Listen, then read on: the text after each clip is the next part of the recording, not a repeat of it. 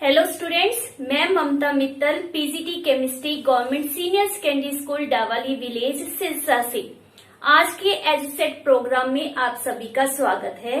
आज हम mainly discuss करेंगे कि विलयन क्या है, उसके गुण कौन कौन से हैं तथा विलयन की सांद्रता किसे कहते हैं और कुछ ऐसे सवाल जो सांद्रता के साथ जुड़े हुए हैं। तो हमने जैसे पिछले लेक्चर में पढ़ा था विलयन क्या होता है, पहले हम उसकी परिभाषा को समझेंगे। विलयन बेटा दो या दो से अधिक पदार्थों का समांगी मिश्रण होता है। जैसे हम बात करें नल के पानी की, तो जो नल का पानी होता है वह भी एक विलयन है। क्यों? क्योंकि उसमें बहुत से खनिज पदार्थ घुले हुए होते हैं। अगर हम बात करते हैं नींबू जल, सोडा जल, तो ये भी क्या है, यह विलयन ही है। विलयन बनाने के लिए हम क्या करते हैं, विलेय तथा विलायक को एक दूसरे में मिक्स किया जाता है।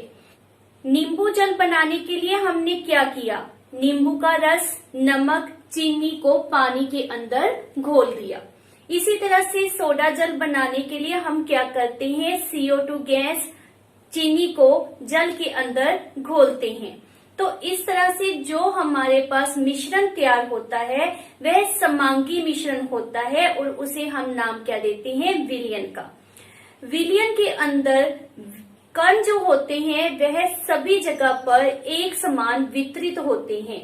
जैसे जब हम नींबू जल को पीते हैं तो क्या हमें ऐसा महसूस होता है कि यहाँ पर सिर्फ नींबू का टेस्ट आ रहा है, यहाँ सिर्फ चीनी का टेस्ट आ रहा है या नमक का आ रहा है? नहीं, हम जब नींबू जल को पीते हैं तो हमें सदैव एक जैसा टेस्ट ही महसूस होता है।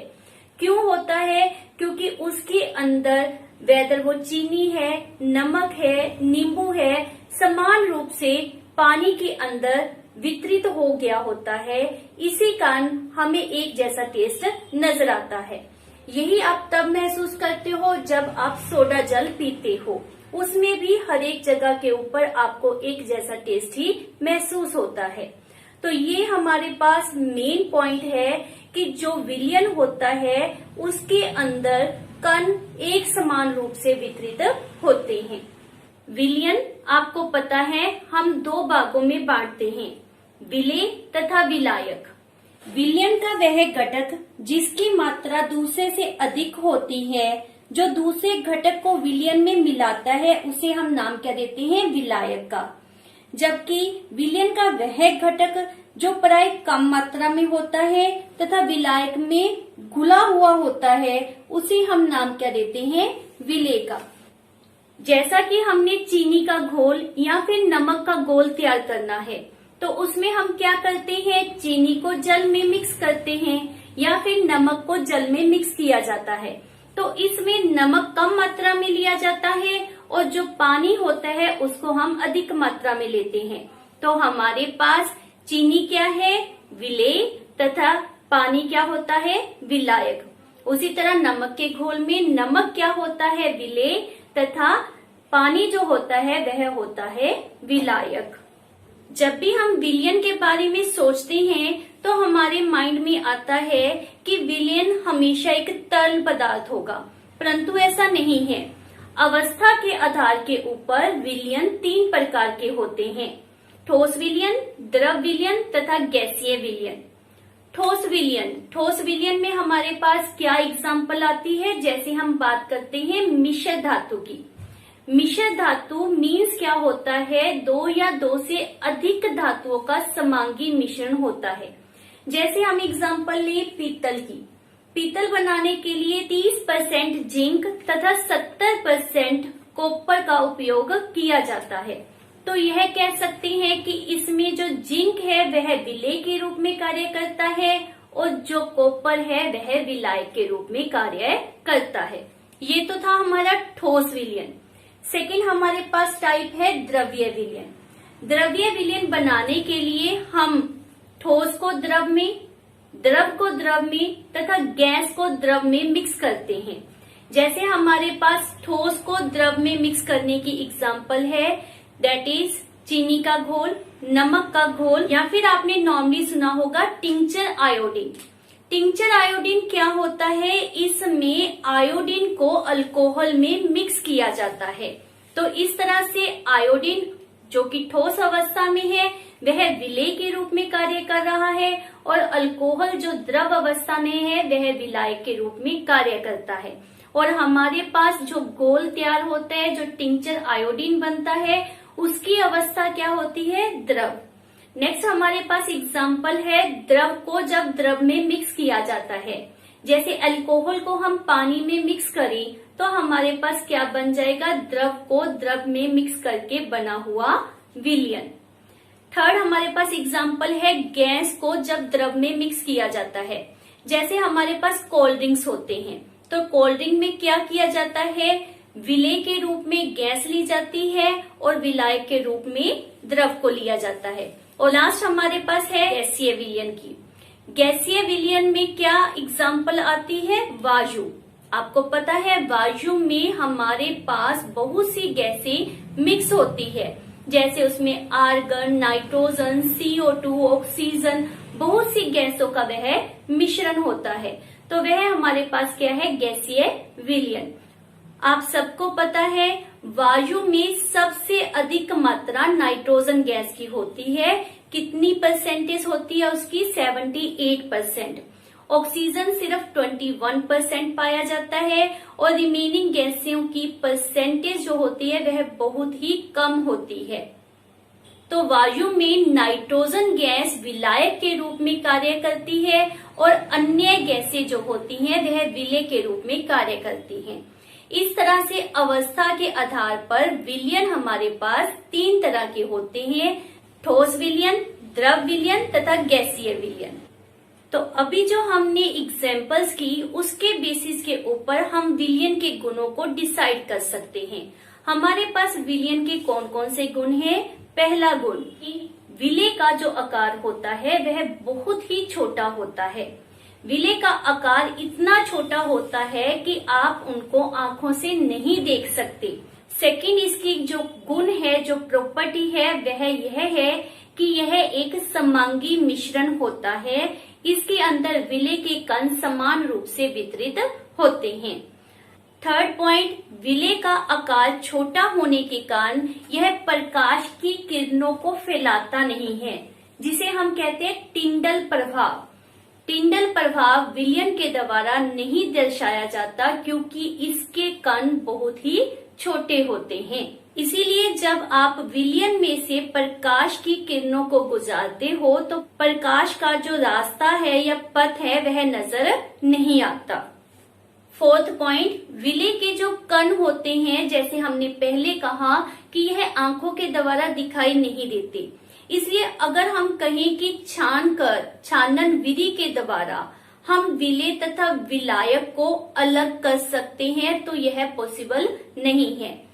छानन पत्र के द्वारा यदि हम चीनी के घोल को छानते हैं तो हम क्या देखते हैं कि कोई भी विलेय पदार्थ आपको छानन पत्र के ऊपर दिखाई नहीं देता। कारण क्या है कि विलेय के कण बहुत ही छोटे होते हैं। लास्ट पॉइंट, यदि हम विलयन को एज सच छोड़ दें, मीन्स शांत अवस्था में रख दिया जाए, तो विलेय के कण नीचे नहीं बैठते। इसका मतलब क्या है कि जो विलयन होता है वह स्टेबल है, वह स्थिर होता है। इसी कारण विलेय के कण जो हैं वो नीचे नहीं बैठते। विलयन तैयार करने के लिए हम विलेय तथा विलायक की मात्रा को अपनी इच्छा के अनुसार ले सकते हैं।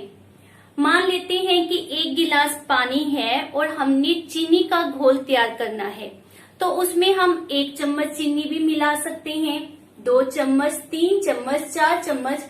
तो ये हमारी इच्छा होगी कि हम चीनी का घोल तैयार करने के लिए उसमें कितने चम्मच चीनी के मिक्स कर रहे हैं। तो विलेय की मात्रा के ऊपर आधारित हमारे पास विलयन डिफरेंट टाइप्स के होते हैं। जैसे कि फर्स्ट वन है हमारे पास तनु विलयन। तनु विलयन कब तैयार होता है? जब मान लेते हैं हमारे पास 1 गिलास पानी के अंदर चीनी की बहुत ही कम मात्रा मिक्स की जाए। या कोई अन्य विलेय उसकी बहुत ही कम मात्रा मिक्स की जाए। मान लेते हैं हमने 1 चम्मच चीनी को इस गिलास में मिक्स किया है, तो अब हमारे पास विलेय बहुत कम मात्रा में है, इसलिए हम इस विलयन को नाम क्या देंगे, तनु विलयन का। और यदि 1 गिलास पानी, उसके अंदर जो हम चीनी मिक्स कर रहे हैं उसकी मात्रा बहुत अधिक हो, मान लेते हैं इसमें मैंने 4 या 5 चम्मच चीनी के मिक्स किए हैं, तो हमारे पास जो विलयन तैयार होगा, क्योंकि इसमें अब क्या कह रहे हैं, विलेय बहुत अधिक मात्रा में है, 4 चम्मच 5 चम्मच या इससे अधिक, क्लियर। तो हमारे पास जब विलेय अधिक मात्रा में होता है तो उसे नाम दिया जाता है सांद्र विलयन का। थर्ड टाइप है संतृप्त विलयन की। संतृप्त विलयन मीन्स वो विलयन जो तृप्त हो गया। कहने का भाव क्या है कि उसमें विलेय पदार्थ को घोलने की क्षमता जो है वो समाप्त हो जाएगी, वह और अधिक विलेय को अपने अंदर नहीं समा सकता, वह उसको घोलना बंद कर देगा। इट मीन्स क्या परिभाषा दी जाएगी, दिए हुए निश्चित तापमान पर यदि विलयन में विलेय पदार्थ नहीं घुलता है तो उसे संतृप्त विलयन कहते हैं, तथा संतृप्त विलयन से ही हमें विलेय पदार्थ की घुलनशीलता का पता चलता है।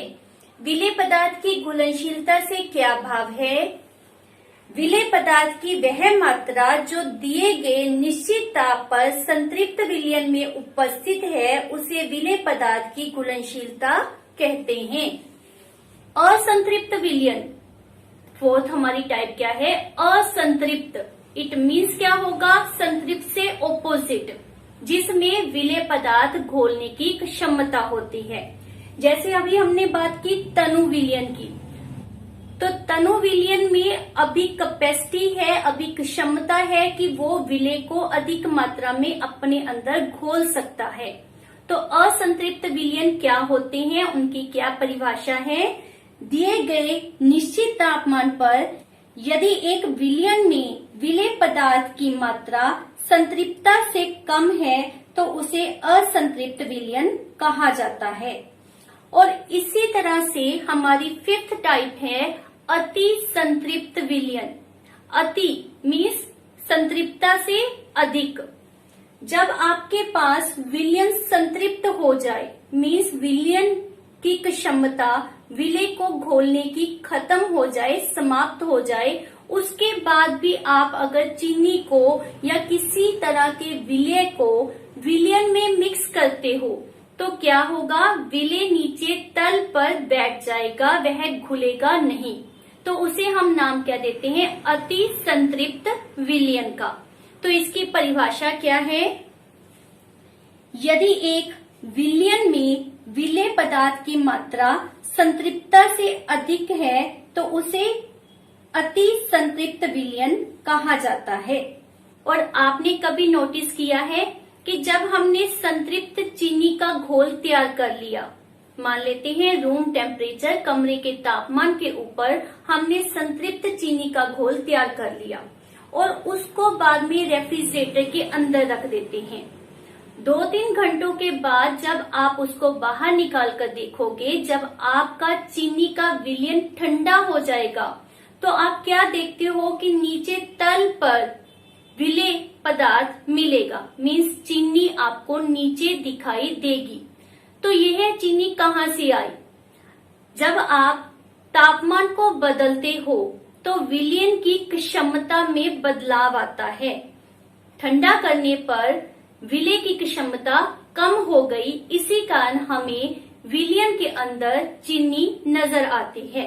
तो यहाँ पर तापमान एक बहुत ही डिसाइडिंग फैक्टर होता है जो डिसाइड करता है कि घोल संतृप्त होगा या फिर असंतृप्त। इसीलिए जब आपने परिभाषा देनी है तो तापमान को जरूर मेंशन करना है। नेक्स्ट है हमारे पास विलयन की सांद्रता। विलयन की सांद्रता से क्या अभिप्राय है, की मात्रा में घुले हुए विलेय पदार्थ की मात्रा को विलयन की सांद्रता कहते हैं। इस सांद्रता में आप विलयन या विलेय को द्रव्यमान या आयतन किसी भी रूप में ले सकते हैं। तो हमारे पास सांद्रता को दर्शाने के लिए बहुत सी विधियां हैं, लेकिन हमारे 9th सिलेबस में हम सिर्फ 3 विधियों को ही मेंशन कर रहे हैं और यह तीनों विधियां प्रतिशत के ऊपर आधारित हैं। तो ये कौन सी विधियां हैं, उनको हम 1 बाय 1 डिस्कस कर रहे हैं।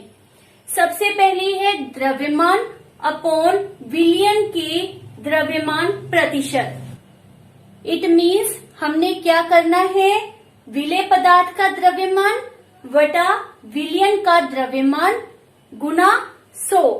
प्रतिशत जब भी हम निकालते हैं तो हम क्या करते होते हैं, गुना 100 के साथ। तो इसीलिए हमने गुना 100 हर एक मेथड में देना है, क्योंकि हमारे तीनों ही मेथड किसके हैं, प्रतिशत के। हमारे पास यहाँ पर क्या मेंशन किया गया है, विलेय का द्रव्यमान और अपॉन में विलयन का द्रव्यमान। तो यहाँ पर द्रव्यमान या भार या इंग्लिश में उसे हम नाम क्या देते हैं, वेट। इसीलिए यहाँ पर हम इसे W अपॉन W भी लिख सकते हैं। मीन्स विलेय का वेट अपॉन विलयन का वेट, W वटा W। इस तरह से भी इसको दर्शाया जाता है। आप ये भी कह सकते हो भार वटा भार। दूसरा हमारा मेथड है द्रव्यमान वटा विलयन के आयतन प्रतिशत। तो इसमें क्या होगा, विलेय पदार्थ का द्रव्यमान वटा विलयन का आयतन, क्योंकि हमने यहाँ पर किसकी बात की है, आयतन की, गुना 100, जो आपको मैंने पहले भी बताया प्रतिशत के लिए हमने लिखना होता है। तो जब भी आप प्रतिशत की बात करते हो तो 100 गुना में जरूर आएगा। तो यहाँ पर हमारे पास द्रव्यमान अपॉन में आयतन है, तो इसे हम नाम क्या देते हैं, W अपॉन V। यहाँ पर V किसके लिए यूज किया, आयतन के लिए, क्योंकि आयतन को इंग्लिश में हम नाम क्या देते हैं, वॉल्यूम का, या आप कह सकते हो भार अपॉन में आयतन। ये हमारी जो दोनों मेथड हैं, इसका नॉर्मली उपयोग तब किया जाता है जब विलेय आपके पास ठोस अवस्था में होता है। इसीलिए हम विलेय को द्रव्यमान से रिप्रेजेंट करते हैं। थर्ड हमारा मेथड है आयतन अपॉन विलयन के आयतन प्रतिशत। तो इसमें क्या होगा, विलेय पदार्थ का आयतन अपॉन विलयन का आयतन गुना 100 गुना 100। तो हमारे पास इसमें क्या दिया गया है, विलेय का आयतन। और विलेय का आयतन हम कब लेते हैं, जब आपके पास विलेय पदार्थ द्रव अवस्था में दिया होता है, तब हम उसका आयतन लेते हैं। तो इसको हम किस तरह से दिखा सकते हैं, V अपॉन V मीन्स आयतन अपॉन आयतन में। इन तीनों ही मेथड्स में आपने प्रतिशत को उपयोग में लिया है। तो जब भी इस तरह से आप सांद्रता कैलकुलेट करते हो तो आंसर में आपने प्रतिशत का निशान जरूर लगाना है। हमारे पास द्रव्यमान के लिए नॉर्मली किस तरह की इकाई का उपयोग करते हैं, ग्राम या फिर किलोग्राम। और उसी तरह से ही आयतन को दर्शाने के लिए litre, millilitre, metre cube, centimetre cube, इस तरह की इकाइयों का नॉर्मली प्रयोग किया जाता है। जब आप किसी भी तरह का सवाल इनसे जुड़ा हुआ करते हो तो उसमें टेम्परेचर नॉर्मली मेंशन किया गया होता है। वह इसलिए करते हैं क्योंकि हम जब भी सांद्रता कैलकुलेट करते हैं वह एक निश्चित तापमान के ऊपर ही कैलकुलेट की जाती है। लेकिन जो हमारा फार्मूला है उसमें आप देख रहे हो कि कहीं पर भी तापमान का उपयोग नहीं होता। तो उस वैल्यू को आपने सवाल में सिर्फ रीड करना होता है, उसको अपने फार्मूले में कहीं पर भी यूज नहीं करना है। तो अब हम करते हैं इसके साथ जुड़े हुए सवाल। तो चलते हैं पहले प्रश्न की तरफ। और हमारे पहले प्रश्न में क्या दिया गया है, सोडियम क्लोराइड के 36 ग्राम को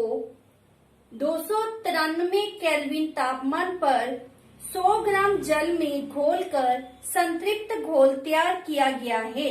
इसकी सांद्रता ज्ञात कीजिए। तो हमारे इस सवाल में हमें सोडियम क्लोराइड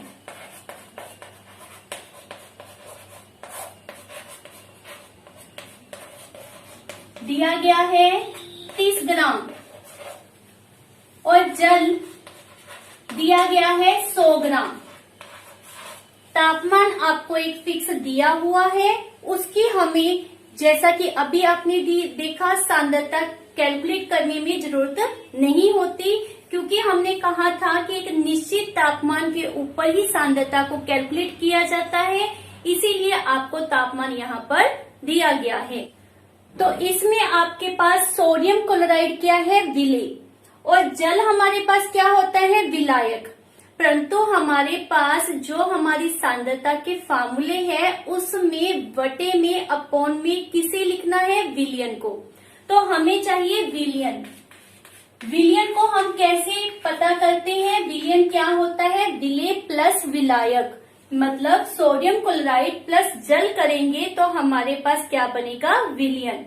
तो इसलिए हम विलायक प्लस विलेय जोड़ देंगे तो हमारे पास क्या आ गया, 136 ग्राम हमारे पास विलयन तैयार हो गया। तो ये हमारे पास क्या है, विलयन का द्रव्यमान। अब आपके पास विलेय का द्रव्यमान भी है तथा विलयन का द्रव्यमान भी है। विलेय का द्रव्यमान बटा विलयन का द्रव्यमान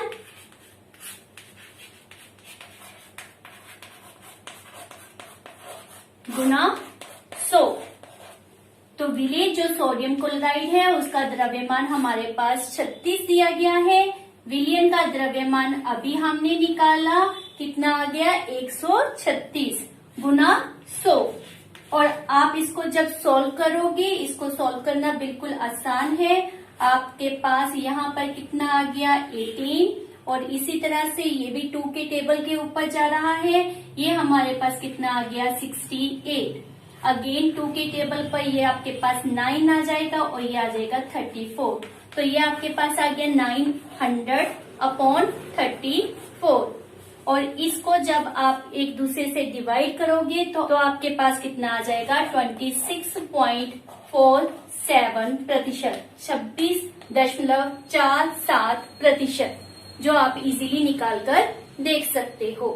तो इस तरह से इसके सवाल किए जाते हैं। आपसे प्रश्न इस तरह से भी पूछ सकते हैं जिसमें आपके पास पहले से ही सांद्रता दी गई हो तथा विलायक के बारे में पूछा जाए।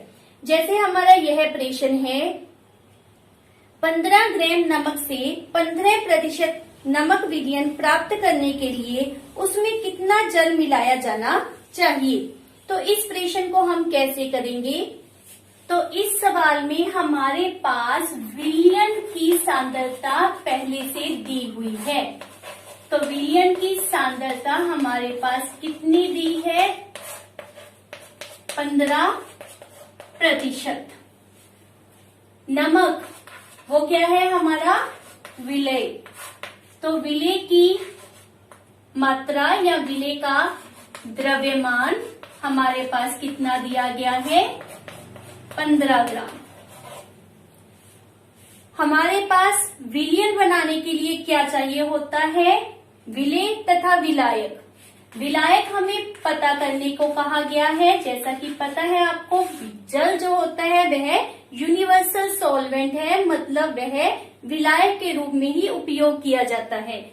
यहाँ पर आपके पास विलायक नहीं दिया गया तो हम मान लेते हैं कि जो विलायक का द्रव्यमान है वह कितना है, x। ये हमने मान लिया। तो विलयन आपके पास कितना आ गया, विलयन का द्रव्यमान हमारे पास कितना आ जाएगा, विलेय प्लस विलायक। तो हमारे पास कितना आ गया, 15 + x। अब हमारा वही फार्मूला सांद्रता को पता करने का, विलेय का द्रव्यमान बटा विलयन का द्रव्यमान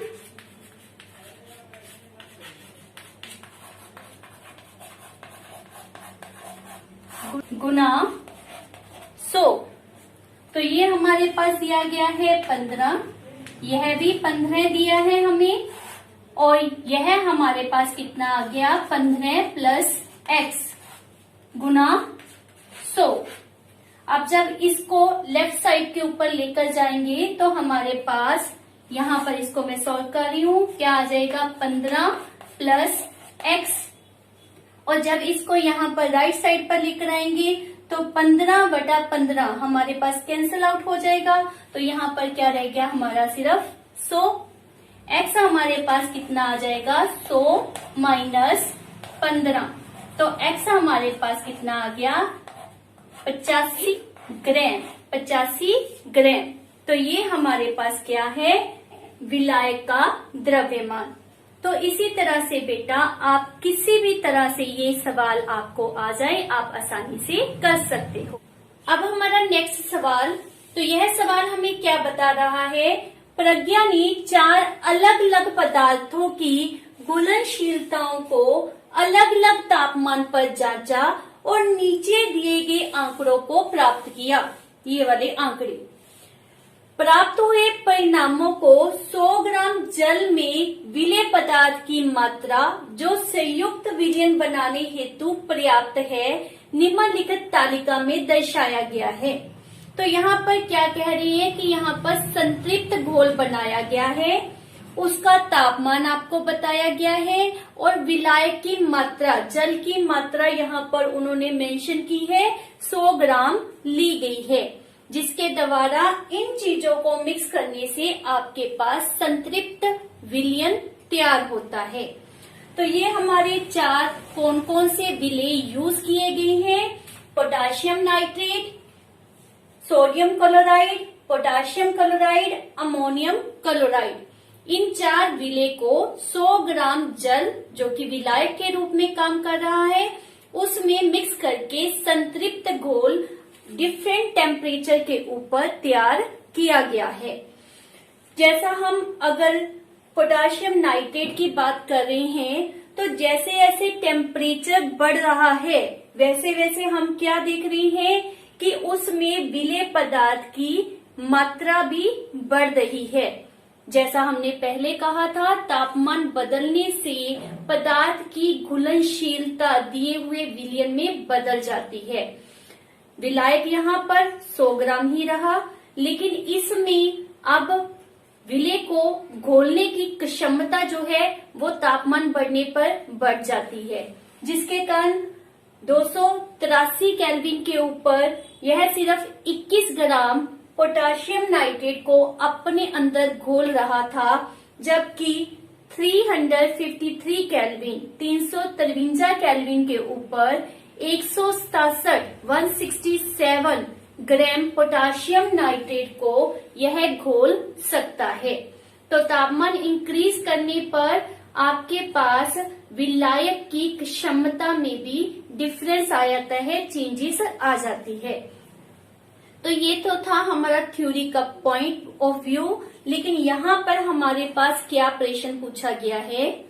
इसका फर्स्ट पार्ट है 50 ग्राम जल में 313 केल्विन पर पोटाशियम नाइट्रेट के संतृप्त विलयन को प्राप्त करने हेतु कितने ग्राम पोटाशियम नाइट्रेट की आवश्यकता होगी। तो आपके पास यहाँ पर कितने ग्राम ऑफ जल में विलेय को घोला गया था 100 ग्राम में। 100 ग्राम में 313 केल्विन तापमान के ऊपर पोटाशियम नाइट्रेट 62 ग्राम्स घोला गया है और हमसे प्रश्न पूछा गया है 50 ग्राम के लिए। तो हम इसको किस तरह से सॉल्व करेंगे, हम इस जगह को रब कर लेते हैं। हमारे पास क्या दिया गया है 100 ग्राम जल में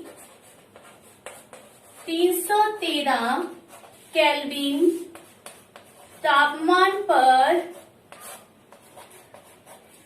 संतृप्त विलयन के लिए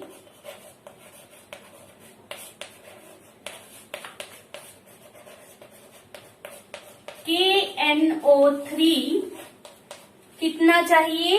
62 ग्राम्स। क्लियर? और प्रेषण हमारे पास 50 ग्राम के लिए किया गया है। तो उसके लिए हम कैसे करेंगे? 62 अपॉन में 100 और गुना में 50। तो ये हमारे पास कितना आ जाएगा? 31 ग्राम्स। हमारा दूसरा प्रेषण है प्रज्ञा 353 केल्विन पर पोटाशियम क्लोराइड का संतृप्त विलयन तैयार करती है और विलयन को कमरे के तापमान पर ठंडा होने के लिए छोड़ देती है। जब विलयन ठंडा होगा तो क्या अवलोकित करेगी? स्पष्ट करिए।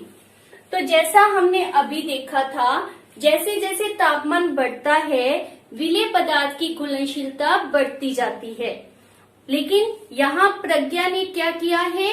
तापमान को कम किया है। तो यदि तापमान को कम करेंगे तो घुलनशीलता कम हो जाएगी, जिसके कारण हमारे पास पोटाशियम क्लोराइड, प्रेषण हमारा पोटाशियम क्लोराइड के लिए है, तो पोटाशियम क्लोराइड का क्या होगा? क्रिस्टलीकरण, वह आपको तल पर दिखाई देना शुरू हो जाएगा। तो हमने इसमें क्या लिखना है कि हमारे पास पोटाशियम क्लोराइड के क्रिस्टल बनने शुरू हो जाएंगे। थर्ड हमारा प्रेषण है 293 केल्विन पर प्रत्येक लवण की घुलनशीलता का परिकलन करें। इस तापमान पर कौन सा लवण सबसे अधिक घुलनशील होगा? तो यहाँ पर हमारे पास, जैसा हमने पहले किया था, घुलनशीलता के बारे में पूछा गया है और हमने इन सभी पदार्थों की घुलनशीलता बतानी है। तो इसके लिए हम क्या करेंगे? तो जैसा कि सबसे पहले आपने तापमान देखना है, हमने किस तापमान पर जांच करनी है? 293 केल्विन पर।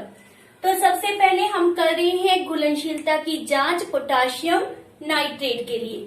तो 100 ग्राम जल में potassium nitrate, clear? Potassium nitrate means KNO3 की घुलनशीलता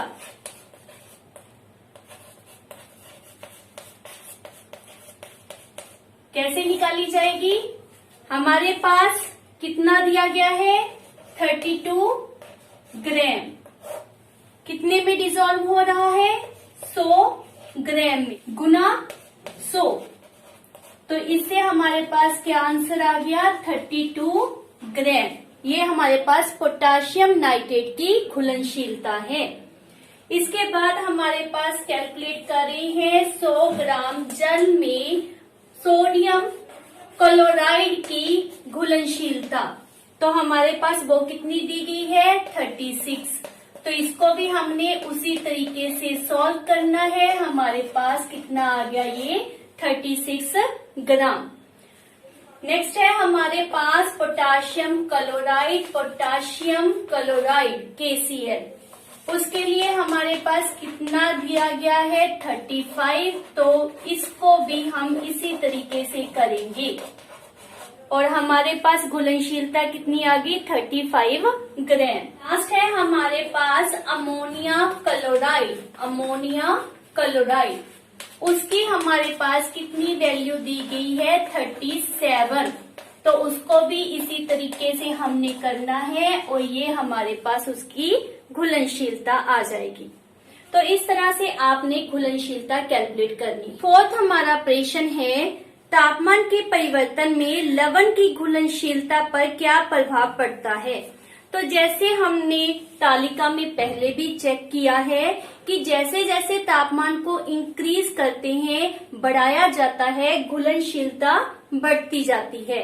तो इसका मतलब क्या है, घुलनशीलता इन सब के लिए, इन चारों पदार्थों के लिए घुलनशीलता तापमान के समान अनुपाती है।